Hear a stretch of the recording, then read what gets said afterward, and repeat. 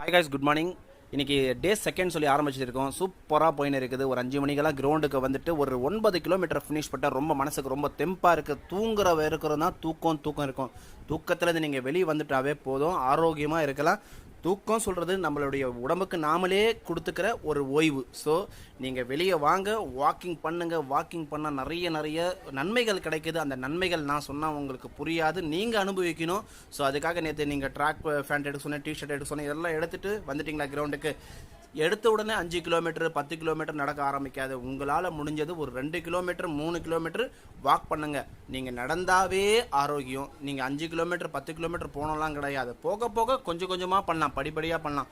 அகம் நல்லா இருந்தால் தான் எல்லாமே நல்லா இருக்கும். ஸோ உடல் ஆரோக்கியம் ரொம்ப முக்கியம்னா நீங்கள் கண்டிப்பாக சில உணவுகள் தவிர்க்கணும். அந்த உணவுகள் தவிர்த்து நல்ல பழங்கள், காய்கறிகள், கீரைகள் இந்த மாதிரி எடுத்து வாருங்க. நாளைக்கு கிரவுண்டுக்கு நீங்கள் வாங்க, சூப்பராக சிம்பிளாக பண்ணலாம். நன்றி.